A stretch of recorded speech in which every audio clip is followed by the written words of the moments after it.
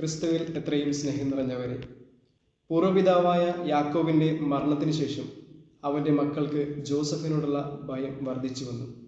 കാരണം അവർ ചെയ്ത തെറ്റുകൾക്ക് അവൻ അവരോട് പകരം ചോദിക്കുമോ എന്നായിരുന്നു അവരുടെ പേടി.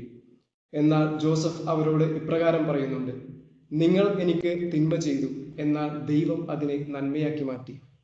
അനേകരുടെ ജീവൻ രക്ഷിക്കാൻ വേണ്ടിയാണ് അവിടുന്ന് ഇപ്രകാരം ചെയ്തത്. തന്നോട് തെറ്റ് ചെയ്ത സഹോദരങ്ങളോട് ക്ഷമിച്ചുകൊണ്ട് ദൈവഹിതത്തിന് തന്നെ വിട്ടുകൊടുക്കുന്ന ജോസഫിനെ നാം പഴയ നിയമത്തിൽ വായിച്ചു കേൾക്കുന്നു. ഇന്നത്തെ സുവിശേഷത്തിൽ സമാനമായ മറ്റൊരു സന്ദർഭമാണ് നാം വായിക്കുന്നത്. യേശുവിനെ വധിക്കാനായി ഗൂഢാലോചന നടത്തുന്ന പുരോഹിതന്മാരുടെയും ഫരിസേയരുടെയും മുൻപിൽ പ്രധാന പുരോഹിതനായ കയഫാസ് ഇപ്രകാരം പറയുന്നു: ജനം മുഴുവൻ നശിക്കാതിരിക്കാനായി അവർക്ക് വേണ്ടി ഒരുവൻ മരിക്കേണ്ടത് യുക്തമാണെന്ന് നിങ്ങൾ മനസ്സിലാക്കുന്നില്ലേ?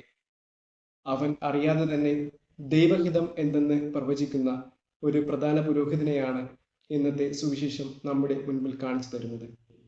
പ്രിയ സഹോദരങ്ങളെ, ഈ നോമ്പുകാലവും നമ്മിൽ നിന്നും ആവശ്യപ്പെടുന്നതും ഇത് തന്നെയാണ്. ദൈവത്തിന്റെ ഇഷ്ടങ്ങൾക്ക് നീ നിന്നെ തന്നെ വിട്ടുകൊടുക്കുക. അതുകൊണ്ടാണ് ഈ കാലയളവിൽ കൂടുതലായി പ്രാർത്ഥിക്കുവാനും ഉപവസിക്കുവാനും കാരുണ്യപ്രവർത്തനങ്ങളിൽ ഏർപ്പെടുവാനും നമ്മളോട് ആവശ്യപ്പെടുന്നത്. കാരണം ഈ പുണ്യപ്രവർത്തനങ്ങളിലൂടെ നമ്മുടെ ഇഷ്ടങ്ങളെ മാറ്റിവെച്ചുകൊണ്ട് ദൈവത്തിന് നമ്മെ തന്നെ പൂർണ്ണമായി സമർപ്പിക്കുവാനായിട്ട് നമുക്ക് സാധിക്കുന്നു.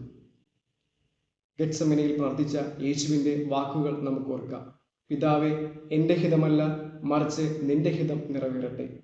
അതുപോലെ നമ്മുടെ അനുദിന ജീവിതത്തിൽ ദൈവത്തിൻ്റെ ഹിതം എന്തെന്ന് തിരിച്ചറിയുവാനും അങ്ങനെ ക്രിസ്തുവിൻ്റെ നല്ല ശിഷ്യരായി തീരുവാനും സഹായിക്കട്ടെ എന്ന് നമുക്ക് പ്രാർത്ഥിക്കാം. ദൈവം നമ്മെ ഓരോരുത്തരെയും സമൃദ്ധമായി അനുഗ്രഹിക്കട്ടെ.